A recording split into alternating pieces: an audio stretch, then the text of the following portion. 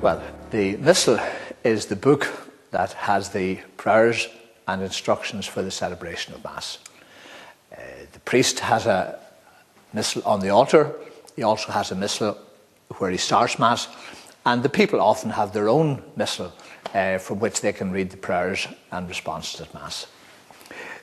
Sometimes people get mixed up with the readings at Mass, say the first and second reading on a Sunday and the Gospel.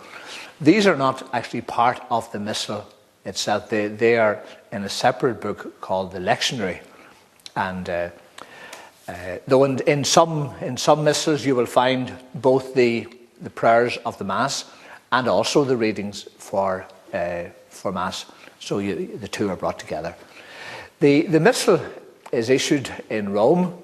The original language is Latin, and this then is translated into the different individual languages such as English, Irish, French, and so on.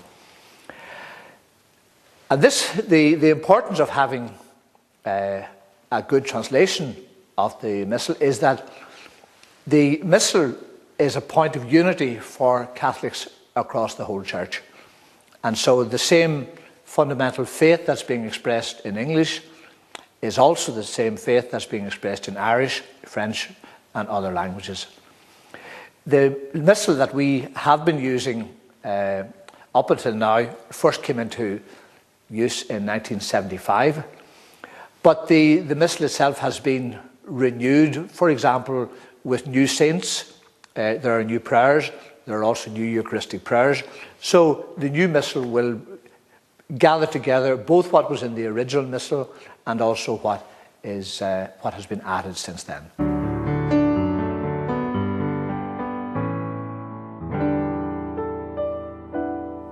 The structure of the Mass is not changing. Its order and the actions of the Mass remain unchanged. The readings at Mass are not changed. However, with the introduction of the new edition of the Roman Missal, we will notice a change in how the Mass sounds.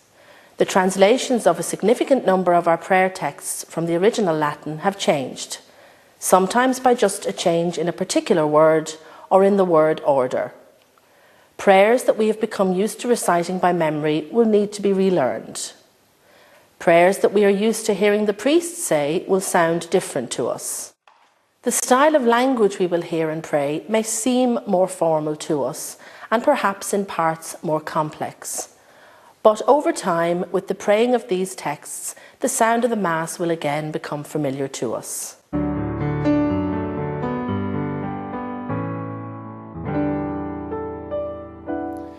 The third edition of the Missal will come into full use over a period of time between September and the end of November, the first Sunday of Advent 2011. The new edition is necessary for a number of reasons. Firstly, in the years since 1975, when our current Missal was published, a number of additional texts have been made available for use at Mass. These include additional Eucharistic prayers, some new Masses of the Blessed Virgin Mary, and Masses for over 20 new feasts of saints, for example, St. Pius of Pietrelcina, Padre Pio, Edith Stein, Maximilian Kolbe. These and other new material now need to go into the Missal so that they can be used at our celebrations of Mass. Secondly, in recent years, Rome has given new directives for the translation of Latin texts. Translators are asked to make the English text follow more closely the original Latin in its wording and structure. They're also asked to strengthen the biblical language and images used in the texts and to reintroduce some theological vocabulary that may have been lost over the years. So across the English-speaking world, the new edition or the third edition of the Roman Missal will therefore contain both new material and a new style of translation.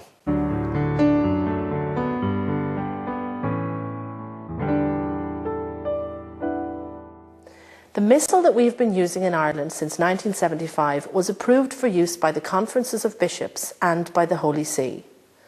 Over time and with use, some of its weaknesses have emerged. The revised translation is intended to address some of these weaknesses, particularly by seeking to strengthen scriptural imagery within the prayers and by elevating the language somewhat.